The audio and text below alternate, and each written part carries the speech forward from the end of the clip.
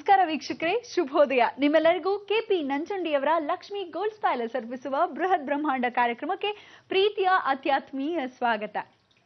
ಬೆಳೆದವರಿಗೆ ಬಂದೀಖಾನೆಯನ್ನ ಕಟ್ಟೋದಕ್ಕಿಂತ ಎಳೆಯರಿಗೆ ಉತ್ತಮ ಶಿಕ್ಷಣವನ್ನ ನೀಡುವಂತಹ ಶಾಲೆಯನ್ನ ನಿರ್ಮಿಸೋದು ಲೇಸು ಅಂತ ಹೇಳ್ತಾ ಗುರುಜಿಯವರನ್ನ ಕಾರ್ಯಕ್ರಮಕ್ಕೆ ಎಂದಿನಂತೆ ಸ್ವಾಗತಿಸೋಣವಾ. ಶ್ರೀಯುತರು ಶ್ರೀ ಸಂಪೂರ್ಣ ಸನಾತನ ಧರ್ಮ ಸಂರಕ್ಷಣಾ ಸಮಿತಿಯ ಸಂಸ್ಥಾಪಕರು ಮತ್ತು ಶ್ರೀ ಸಂಪೂರ್ಣ ವರಮಹಾಲಕ್ಷ್ಮಿ ಮಹಾಸಂಸ್ಥಾನದ ವ್ಯವಸ್ಥಾಪಕ ನಿರ್ದೇಶಕರು, ನಮ್ಮೆಲ್ಲರ ನೆಚ್ಚಿನ ಗುರುಗಳು ಶ್ರೀ ನರೇಂದ್ರ ಬಾಬು ಶರ್ಮಾ ಗುರುಜಿಯವರು. ಗುರುಜಿ ನಮಸ್ತೆ. ನಮಗೆ ಬೃಹತ್ ಬ್ರಹ್ಮಾಂಡ ಕಾರ್ಯಕ್ರಮಕ್ಕೆ ಪ್ರೀತಿಯ ಸ್ವಾಗತ ಗುರುಜಿ. ನಮಸ್ಕಾರ ಗುರುಜಿ. ಶುಕ್ರವಾರ ಅಂದ್ರೆ ಒಂಥರ ನಮ್ಮೆಲ್ಲರಿಗೂ ವಿಶೇಷ ಅನ್ಸುತ್ತೆ. ಇವತ್ತು ಏನ್ ತಿಳಿಸ್ತಾ ಇದ್ದೀರಾ? ಎಲ್ಲ ವೀಕ್ಷಕ ಬಾಂಧವರಿಗೆ ಪರಿಪೂರ್ಣವಾದ ಸ್ವಾಗತ ನಮ್ಮ ನಿಮ್ಮೆಲ್ಲರ ಬ್ರಹ್ಮಾಂಡ ಲೋಕಕ್ಕೆ. ಇವತ್ತಿನ ದಿವಸ ಬಹಳ ಒಳ್ಳೆಯ ಅನುಗ್ರಹ ಕೊಡ್ತಕ್ಕಂಥ ನಕ್ಷತ್ರ ಅಂದ್ರೆ ಅಶ್ವಿನಿ ನಕ್ಷತ್ರ. ಸಾಧಾರಣವಾಗಿ ಏಕಾದಶಿಯಲ್ಲಿ ಬಿದ್ದರೆ ಬಹಳ ವಿಶೇಷ. ಅಶ್ವಿನಿ ದೇವತೆಗಳು ಅಸ್ತು ಅಸ್ತು ಅಂತ ಇರ್ತಾರಂತೆ. ಸರ್ವದಾ ನಿತ್ಯ ಕಲ್ಯಾಣ ಅಂದರೆ ಆರೋಗ್ಯಕ್ಕೆ ಅಶ್ವಿನಿ ದೇವತೆಗಳ ಮುಖಾಂತರವೇ ಎಲ್ಲ ಜಡಿಬೂಟಿಗಳು ಅಂತ ಹೇಳ್ತೀವಿ. ಅದಕ್ಕೆ ಮೂಲಿಕೆಗಳು ಎಲ್ಲಿಂದ ಸಿಗುತ್ತೆ? ಅಶ್ವಿನಿ ದೇವತೆಗಳ ಮುಖಾಂತರವಾಗಿ. ರೋಗ ರುಜಿನಗಳು ವಾಸಿಯಾಗೋದು ಯಾರಿಂದ? ಅಶ್ವಿನಿ ದೇವತೆಗಳ ಮುಖಾಂತರವಾಗಿ. ಆದರೆ ಏಕಾದಶಿ ದಿವಸನೇ ಬಿದ್ದಿರತಕ್ಕಂಥ ವಿಚಾರ ಅಂದರೆ ಇವತ್ತಿನ ದಿವಸ ವೈಕುಂಠ ಏಕಾದಶಿ. ಎಂಥ ವೈಕುಂಠ ಏಕಾದಶಿ ಅಂದರೆ ಸಾಕ್ಷಾತ್ ವಿಷ್ಣು ಶ್ರೀಮನ್ನಾರಾಯಣ ಇವತ್ತಿನ ದಿವಸನೇ ವೈಕುಂಠದಲ್ಲಿ ನಿದ್ರಾವಸ್ಥೆಯಲ್ಲಿದ್ದಾಗ ಅಂಥ ಒಂದು ಪರಿವರ್ತನೆ. ಪದ್ಮಾವತಿ ಕಾಲು ಹೊತ್ತಾ ಇದ್ದಾಗ ಶ್ರೀಮನ್ನಾರಾಯಣ ಎದ್ದು ಕೂತ್ಕೊಂತಾನೆ. ಶ್ರೀಮನ್ನಾರಾಯಣ ಇಷ್ಟೋ ವರ್ಷಗಳ ಕಾಲದಲ್ಲಿ ನಿದ್ರೆ ಮಾಡುತ್ತಿದ್ದ ಸಮಯದಲ್ಲಿ ಏಕಾದಶಿ ಎಂದು ಎದ್ದು ಕೂತ್ಕೊಂತಾನೆ. ಅವನು ಇಷ್ಟವಾಗಿ ಪ್ರಿಯವಾಗಿರ್ತಕ್ಕಂಥ ಲಾಡುವನ್ನು ತಿಂತಕ್ಕಂಥದ್ದು ಪದ್ಮಾವತಿ ಪ್ರಿಯವಾಗಿರ್ತಕ್ಕಂಥದ್ದು. ಆದರೆ ಅವನು ಉಪವಾಸ ಅಂದರೆ ನಾವು ಇಷ್ಟು ವರ್ಷ ಉಪವಾಸ ಮಾಡ್ತಾ ಇರೋದಕ್ಕೆ ಅವನು ಅವತ್ತು ಸ್ವೀಕರಿಸ್ತಾನೆ. ಅಂದರೆ ನಾವು ಅವತ್ತಿನ ದಿವಸ ಏನು ಮಾಡಬೇಕು? ಉಪವಾಸ ಅಂದರೆ ಮೈಲಿಗೆ ಆಗಿರ್ತಕ್ಕಂಥದ್ದು ಅಥವಾ ಮುಸ್ರೆ ಆಗಿರ್ತಕ್ಕಂಥದ್ದು ತಿನ್ನಬಾರ್ದು. ನೆನ್ನೆ ಇವತ್ತು ರಾತ್ರಿ ಅಂತ ಹೇಳಿ ನೆನ್ನೆ ಇದೆಲ್ಲ ಇಟ್ಕೊಂಡು ಫ್ರಿಡ್ಜಲ್ಲಿ ತಿಂತಕ್ಕಂಥ ವಿಚಾರವನ್ನು ಬಹಳಷ್ಟು ಜನ ಮಾಡ್ತಾ ಇರ್ತಕ್ಕಂಥದ್ದು. ಅದಕ್ಕೆ ಸಾಧಾರಣವಾಗಿ ಎಲ್ಲವನ್ನು ನೀವು ಫ್ರಿಡ್ಜಲ್ಲಿ ಇಟ್ಟಿರ್ತಕ್ಕಂಥದ್ದು ಎಲ್ಲರೂ ಹೊರಗಡೆ ಬಿಸಾಕ್ಬಿಟ್ಟು ಉಪ್ಪಿನಕಾಯಿ ಇಟ್ಕೊಂಡ್ರೆ ಪಾಪ ತಾತನ ಕಾಲದಿಂದ ಕೊಟ್ಟಿರೋದು ಕೆಡಬಾರ್ದು ಅಂತ ಏನೋ ಫ್ರಿಡ್ಜಲ್ಲಿ ಇಟ್ಕೊಳ್ತೀರಾ. ಅದಕ್ಕೆ ತಂಗಳ ಪೆಟ್ಟಿಗೆ ಅಂತ ಬೇರೆ ಏನು ಮಾಡ್ತೀರಾ? ಇರಲಿ, ಆ ತಂಗಳ ಪೆಟ್ಟಿಗೆನಲ್ಲಿ ಇಟ್ಕೊಂಡಿರ್ತಕ್ಕಂಥ ವಿಚಾರವನ್ನು ಬಿಟ್ಟು ಇವತ್ತಿನ ದಿವಸ ವೈಕುಂಠ ಏಕಾದಶಿಯಲ್ಲಿ ಮಾತಾಡ್ತಕ್ಕಂಥ ವಿಚಾರ. ವೈಕುಂಠ ಏಕಾದಶಿಗೆ ಎಲ್ಲ ಧರ್ಮದರ್ಶಿಗಳಿಗೆ, ಎಲ್ಲ ದೇವಸ್ಥಾನದವರಿಗೆ ಒಂದು ಆರ್ಡರ್ ಆಗಿ ನಾನು ವಿಚಾರ ಹೇಳ್ತಾ ಇದ್ದೀನಿ ಕೇಳಿ. ದಯವಿಟ್ಟು ಯಾವ ಶಾಸ್ತ್ರದಲ್ಲೂ ವೈಕುಂಠ ಏಕಾದಶಿಗೆ ದೇವಸ್ಥಾನದ ಹೊರಭಾಗದಲ್ಲಿ ಬಂದಾಗ ವಿಷ್ಣು ಒಳಗೆ ಭಾಗದಲ್ಲಿ ಅವನ ಕೆಳಭಾಗದಲ್ಲಿ ನಡ್ಕೊಂಡ್ಬರ್ತಕ್ಕಂಥದ್ದು ಉಯ್ಯಾಲೆ. ವೈಕುಂಠ ಏಕಾದಶಿ ಅಂದರೆ ಒಂದು ಸ್ಮರಣೆ, ಒಂದು ನಮ್ಮಲ್ಲಿರ್ತಕ್ಕಂಥ ಒಂದು ಭಾವನೆಯನ್ನು ವ್ಯಕ್ತಪಡಿಸ್ಕೊಳ್ಳೋದು ಹೇಗೆ. ವೈಕುಂಠ ದ್ವಾರ ಇವತ್ತಿನ ದಿವಸ ತೆಗೆಯುತ್ತೆ ಅಂದರೆ ಜಗತ್ತಲ್ಲಿ ಯಾರು ಇವತ್ತಿನ ದಿವಸ ಸಾಯ್ತಾರೋ ವೈಕುಂಠ ದ್ವಾರವೇ ತೆಗೆಯತ್ತಪ್ಪ ಅನ್ನೋ ಒಂದು ಭಾವನೆ. ವೈಕುಂಠ ಏಕಾದಶಿ 10 ದಿವಸಕ್ಕೆ ಅವನು ಗ್ಯಾರಂಟಿ ವೈಕುಂಠಕ್ಕೆ ಹೋಗ್ತಾನೆ. ಯಾಕೆ ಬೇರೆ ದಿವಸ ಎಲ್ಲೂ ಪಕ್ಕಕ್ಕೆ ಕೈಲಾಸಕ್ಕೆ ಹೋಗೋಕ್ಕಾಗಲ್ವೇ? ದೇವಸ್ಥಾನಕ್ಕೆ ಹೋಗಬೇಕಾದ್ರೆ ಅನುಗ್ರಹದಲ್ಲಿ ದೊಡ್ಡ ಬಾಗಿಲಲ್ಲಿ ಚಿಕ್ಕ ಬಾಗಿಲನ್ನ ತೆಗೆದಾಗ ಬಗ್ಗಿ ಹೋದಾಗ ಬೆಳಗ್ಗೆ ಪ್ರಾತಃ ಕಾಲದಲ್ಲಿ ಮಧ್ಯಾಹ್ನದವರೆಗೂ ನಿಧಾನ ಕ್ಯೂವಲ್ಲಿ ಹೋಗ್ತಾ ಇದ್ರೆ ಪ್ರಯೋಜನವಿಲ್ಲ.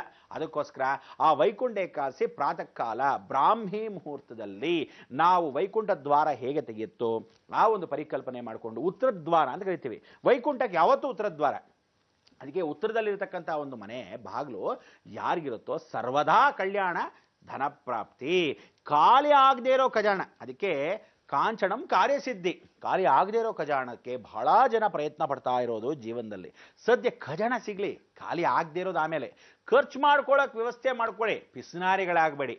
ಏಕಾದಶಿ ಅಂದರೆ ಏಕಾದಶಿ ಒಂದು ಅಂತಕ್ಕಂಥದ್ದು. ಏಕ ಅಂದರೆ ಏಕಮುಖಿ ಆಗಿರ್ತಕ್ಕಂಥ ಪರಮೇಶ್ವರ. ದಶಿ ಅಂದರೆ ದಶಮುಕ್ತಿ ಆಗಿರ್ತಕ್ಕಂಥ ದಶಾವತಾರ. ಎರಡೂ ಸೇರಿದಾಗ ಏಕಾಕ್ಷಂ ಬ್ರಹ್ಮಸ್ವರೂಪ ಅಂತ. ಆ ಬ್ರಹ್ಮನು ಏಕಾಕ್ಷಂ ಅಂದರೆ ಓಂ ಅಂತಕ್ಕಂಥ. ಬ್ರಹ್ಮ ವಿಷ್ಣು ಮಹೇಶ್ವರ 3 ಜನ ಅಡಗಿರ್ತಕ್ಕಂಥ ಏಕಾದಶಿಯಲ್ಲಿ ಯಾರು ವಿಶೇಷವಾಗಿ ಫಲಹಾರಗಳು, ಉಪಹಾರ ಅಲ್ಲ, ತಿಂಡಿ ತೀರ್ಥ ಅಲ್ಲ, ಫಲಹಾರಗಳು, ಹಣ್ಣು ಹಂಪಲ ಮಾತ್ರ ಹಾಲನ್ನು ಕುಡಿದು ಉಪವಾಸ ಅಂದರೆ ಹಿಂದಿನ ದಿವಸ ಯಾವ್ದಾದ್ರು ಮುಸರೆ ಆಗಿದ್ರೆ ಅನ್ನದ ಪದಾರ್ಥಗಳನ್ನು, ಚಪಾತಿಗಳನ್ನ, ದೋಸೆಗಳನ್ನ ಎಲ್ಲ ತಿನ್ಕೊಂಡು ಕೂತ್ಕೊಳ್ಳೋದಲ್ಲ, ಎಲ್ಲವೂ ಉಪಹಾರ. ಅವಲಕ್ಕಿ ಅಂತ ಕೂಡ ಸಾಧಾರಣವಾಗಿ ಅವಲಕ್ಕಿ ಕೃಷ್ಣಪ್ರಿಯ ಅಂತ ಕರಿತೀವಿ. ಏಕಾದಶಿಯಲ್ಲಿ ಕೃಷ್ಣನಿಗೆ ಬಹಳ ಜನ ಏನು ಮಾಡ್ತಾರೆ? ಉಪವಾಸವನ್ನು ಮಾಡ್ತಕ್ಕಂಥದ್ದು. ಅಂದರೆ ಬೆಟ್ಟದ ಮೇಲಿರೋವನಿಗೆ, ವಾಸವಾಗಿರ್ತಕ್ಕಂಥವನಿಗೆ ನಾವು ಉಪವಾಸವನ್ನು ಮಾಡಬೇಕು. ಅದಕ್ಕೆ ಹೆಂಗಸರು ಯಾವ ಕಾಲಕ್ಕೂ ಉಪವಾಸ ಮಾಡಬೇಡಿ. ಸರ್ವದಾ ಯಾವ ಕಾಲಕ್ಕೂ ಸಂಸಾರ ವಿನಾಶವಾಗತ್ತೆ. ಆದರೆ ಹೆಣ್ಣು ಯಾವತ್ತು ಮೈ ತುಂಬಿಕೊಂಡು ಲಕ್ಷಣವಾಗಿ ತಿನ್ಕೊಂಡು ಆನಂದವಾಗಿ ಮುಗುಳ್ನಗೆ ನಗ್ತಾ ಇರ್ತಾಳೋ, ತಿಂದು ತೀರ್ಥವಾಗಿ ಪೂರ್ಣ ಬಿಂಬವಾಗಿರ್ತಾಳೆ. ಅದಕ್ಕೋಸ್ಕರ ಅವಳನ್ನ ಯಾವತ್ತು ಮುಗುಳ್ನಗೆಯನ್ನು ನಗ್ತಾ ಇರಬೇಕು. ಅವಳು ಮಂದಸ್ಮಿತಾಂ ದೇವಿ. ಆ ಮಂದಸ್ಮಿತದಲ್ಲಿರ್ತಕ್ಕಂಥ ಲಲಿತಾ ಸುಪ್ರಸುಂದರಿ ಹೇಗೆ ನಗ್ತಾ ಇರ್ತಾಳೋ, ಮನೆ ಗೃಹಿಣಿ ಎಷ್ಟು ಚೆನ್ನಾಗಿ ಮನೆ ಹೆಣ್ಮಕ್ಳು ನಗ್ತಾ ಇರ್ತಾರೋ ಮನೆ ಸಂಸಾರ ಹಾಗೆ ಹರಡಿರುತ್ತೆ. ಒಣಗಿ ಹೋದರೆ ಅವಳ ದೇಹದಲ್ಲಿ ಅಂಗಗಳು ಒಣಗೋಗುತ್ತೆ, ಅವಳು ಒಣಗೋದ್ರೆ ಸಂಸಾರ ವಿನಾಶವಾಗುತ್ತೆ, ಅದು ಒಣಗೋಗುತ್ತೆ. ಅದಕ್ಕೆ ಅವಳಿಗೆ ಉಪವಾಸ ಇಲ್ಲ. ಯಾವಾಗ 50 ವರ್ಷದ ನಂತರ ಅವಳಿಗೆ ದಿನಗಳು ನಿಂತ ಮೇಲೆ ತದನಂತರ ಉಪವಾಸಗಳು ಬೇಕಾದರೆ, ವ್ರತಗಳು ಬೇಕಾದರೆ ಮಾಡ್ಕೋಬಹುದು. ಬಹಳ ಜನ ಮೊದಲಾಗಿ ಮಾಡ್ತಾ ಇದ್ರು. ಏನು ಅಂದರೆ ಬಹಳ ಉಪವಾಸ ಅಂದರೆ ಏನು, ಎಲ್ಲರೂ ಒದ್ದೆ ಬಟ್ಟೆಯಲ್ಲಿರೋದು, ಹಿಂದಿನ ದಿವಸದಿಂದಾನೆ ನೀರು ಕೂಡ ಕುಡಿಯಲ್ಲ ರೀ ಏಕಾದಶಿ. ಪ್ರಕೃತಿನಲ್ಲಿ ಎಲ್ಲವನ್ನೂ ಸವಿಬೇಕು, ಎಲ್ಲವನ್ನೂ ನೋಡಬೇಕು, ಎಲ್ಲವನ್ನೂ ಅನುಭವಿಸ್ಬೇಕು. ಆದರೆ ಲಿಮಿಟೇಷನ್ ಅಂತಿಟ್ಟ ಏನ, ಕಾಮ ಕ್ರೋಧ ಲೋಭ ಮೋಹ ಮದ ಮಾತ್ಸರಿಗಳನ್ನ ಅರಿಷಡ್ವರ್ಗಳನ್ನ ಕಂಟ್ರೋಲ್ ಆಗ ಇಟ್ಕೊಂಡಾಗ ನಿನಗೆ ಅಭಿವೃದ್ಧಿ. ಏಕಾದಶಿ ಎಂದು ಸಾಕ್ಷಾತ್ ನಾರಾಯಣನು ಮಲಗಿದ್ದವನು ಎದ್ದು ಕೂತ್ಕೊಂಡಾಗ ಪದ್ಮಾವತಿ ಎಷ್ಟು ವರ್ಷ ಆಗೋಯ್ತು, ನಿದ್ರಾವಸ್ಥೆಯಲ್ಲಿದ್ದವರು ನಿಮಗೆ ಹೀಗೆ ತಗೊಳ್ಳಿ ಅಂತ ಹೇಳಿದಾಗ ನಾವೆಲ್ಲ ಉಪವಾಸ ಆವತ್ತಿನ ದಿವಸ ಮಾಡಿದಾಗ ಶ್ರೀನಿವಾಸನಿಗೆ ಸಂತೋಷ. ಅದಕ್ಕೋಸ್ಕರ ಭಗವಂತನೇ ತಿಂತಾ ಇರೋ ಸಮಯದಲ್ಲಿ ನಾವು ಅದನ್ನು ನೋಡಿದ್ರೆ ಆನಂದೇ ಹೊರತು ನಾವು ತಿನ್ಕೊಂಡು ಕೂತ್ಕೊಂಡ್ರೆ ಮರ್ಯಾದಿನ ಅಂತ ಹೇಳಿ ಆ ಶ್ರೀನಿವಾಸನಿಗೆ ಗೌರವ ಕೊಡ್ತಕ್ಕಂಥ ವಿಧಾನವೇ ಇವತ್ತಿನ ದಿವಸ ಏಕಾದಶಿ. ಏಕಾದಶಿಗೆ ನಾನು ಹೇಳಿದ್ದೀನಿ ಆರ್ಡರ್ ಅಂದರೆ ಯಾವ ಕಾಲಕ್ಕೂ ದೇವಸ್ಥಾನದ ಬಾಗಿಲು ಒಳಭಾಗದಲ್ಲಿ ನುಗ್ಗಿ ಹೋದಾಗ ದೇವರ ಕೆಳಗೆ ಹೋಗಬೇಕಾದ್ರೇನೆ ಉತ್ತರ ಭಾಗದಲ್ಲಿ ಯಾವ್ಯಾವುದೋ ಬಾಗಿಲುಗಳು ಇಟ್ಕೊಂಡ್ಬಿಟ್ಟು ಆ ಬಾಗಿಲಲ್ಲಿ ನುಗ್ಕೊಂಡು ಹೋದ್ರೆ ಪ್ರಯೋಜನ ಇಲ್ಲ. ಆಮೇಲೆ ಎಲ್ಲರೂ ತಪ್ಪು ಮಾಡೋದೇನು ಅಂದರೆ ಬಾಗಿಲಿಂದ ಹೊರಗಡೆ ದೇವಸ್ಥಾನ ದರ್ಶನ ಆದಮೇಲೆ ಹೊರಗಡೆ ಬರಬೇಕಾದ್ರೆ ದೇವ್ರ ಕೆಳಗೆ ಬರೋದಂತೆ. ಯಾವ ನನ್ನ ಮಗ ಹೇಳ್ದೋ ನಿಮಗೆಲ್ಲ ಈ ರೀತಿ ಎಲ್ಲ ನೀವು ಮಾಡಿದ್ರೆ ಖಂಡಿತವಾಗ್ಲೂ ಉದ್ಧಾರ ಆಗ್ತಕ್ಕಂಥದ್ದು ವಿಚಾರ ಅಲ್ಲ. ವೈಕುಂಠ ಏಕಾದಶಿ ಅಂದ್ರೆ ಏನು, ಸಂಕಲ್ಪ. ಮನುಷ್ಯ ದೇವಸ್ಥಾನದೊಳಗೆ ಭಗವಂತ ಮೇಲಿದ್ದಾನೆ, ಅವನ ಕಾಲ ನಮಸ್ಕಾರ ಮಾಡಿ ಆ ತೂಗುಯ್ಯಲ್ಲಿ ತೂಗಿ ಭಗವಂತ ಎದ್ದು ಕೂತ್ಕೊಂಡ್ಯಾ, ತುಂಬ ಸಂತೋಷ. ಆ ಪದ್ಮಾವತಿ ಶ್ರೀದೇವಿ ಭೂದೇವಿ ಸಮೇತವಾಗಿ ನೀನಿದೆಯಾ, ನಿನ್ನ ಕೆಳಗೆ ನಾನು ಕಾಲು ಧೂಳು ಸಮಾನ ಅಂಥೇಳಿ ಅವನ ಕೆಳಗೆ ಭಾಗಿ ನಮಸ್ಕಾರ ಮಾಡಿ ಒಳಭಾಗದಲ್ಲಿ ಹೋಗಿ ಆ ದರ್ಶನವನ್ನು ಮಾಡಬೇಕೇ ಹೊರತು ದೇವ್ರ ದರ್ಶನ ಆದಮೇಲೆ ಅವನ ಕಾಲ ಕೆಳಗೆ ವಾಪಸ್ ಬರೋ ಥರ ಈ ಥರ ನೀವೆಲ್ಲ ಒಂದು ಸಿಸ್ಟಮ್ ಇಟ್ಕೊಂಡು ಕ್ಯೂ ಸಿಸ್ಟಮ್ಗೋಸ್ಕರ ನೀವು ಆ ಥರ ಮಾಡಿಬಿಟ್ರಿ ಅಲ್ಲೋ ಕಲ್ಲೋಲ್ ಆಗ್ಬಿಡುತ್ತೆ ಜೀವನ.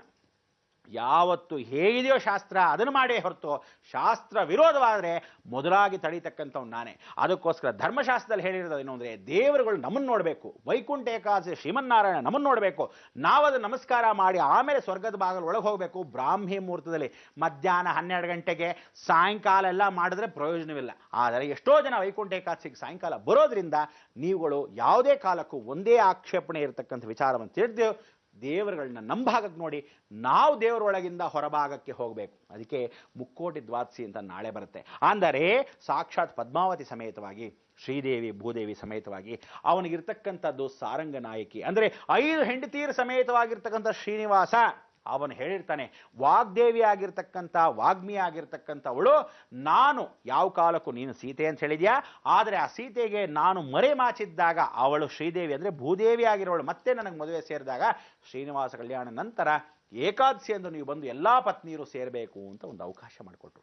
ಅದಕ್ಕೆ ಏಕಾದಶಿ ದಿವಸ ಎಲ್ಲ ಹೆಣ್ಣು ಮಕ್ಕಳು ಅವ್ರಿಗಿರ್ತಕ್ಕಂಥ ಎಲ್ಲ ಹೆಂಗಸರು ಬಂದು ಆ ಶ್ರೀನಿವಾಸನ ಸೇರಬೇಕಾದ್ರೆ ಕೃಷ್ಣನಿಗೆ ಗೋಪಿಕಾಸ್ತ್ರೀಯರು ಸೇರಿದ ಹಾಗೆ ಅಂಥ ಒಂದು ದಿನ ಶುಕ್ರ ಎಲ್ಲರೂ ಶ್ರೀನಿವಾಸ ಅಂದರೆ ಚಂದ್ರ, ಚಂದ್ರನ ಜೊತೆ ಎಲ್ಲ ಶುಕ್ರ ಸೇರಿದಾಗ ಎಂಥ ಯೋಗ ಅಂದರೆ ಸರ್ವದಾ ಧನ ಪ್ರಾಪ್ತಿ, ಸರ್ವದಾ ಆನಂದ, ಸರ್ವದಾ ನಿತ್ಯ ಕಲ್ಯಾಣ. ನಿತ್ಯ ಕಲ್ಯಾಣ ಅಂದರೆ ಮದುವೆ ಅನ್ಕೋಬೇಡಿ, ಜೀವನದಲ್ಲಿ ಕಷ್ಟವೆಲ್ಲ ದೂರವಾಗಿ ಅವನು ಯಾವತ್ತೂ ನಗನಗ್ತಾ ಇರತಕ್ಕಂಥ ಲವಲವಿಕೆ ಆಗ್ತಕ್ಕಂಥದ್ದೇ ಏಕಾದಶಿ. ಇಷ್ಟೆಲ್ಲ ಮಾಡಿ ಆ ಹಣ್ಣು ಹಂಪಲ ತಿನ್ನೋ ಸಮಯಕ್ಕೆ ನೀವೇನು ಮಾಡ್ತೀರಾ, ಲಕ್ಷಣವಾಗಿ ಕೂತ್ಕೊಂಡು ಹೋಟ್ಲಲ್ಲಿ ತಿಂತೀರಾ. ಯಾವ ಕಾಲಕ್ಕೂ ದೇವರ ದರ್ಶನ ನಂತರ ನೇರಕ್ಕೆ ಮನೆಗೆ ಬರಬೇಕು ಹೊರತು ಪಕ್ಕದ ಮನೆ ಸಾವಿತ್ರಮ್ಮ ಮನೆಗೋ ಅಥವಾ ಶಿವಶಂಕರ ಮನೆಗೋ ಎಲ್ಲಾದರೂ ಹೋದ್ರಿ ಪ್ರಯೋಜನವಿಲ್ಲ.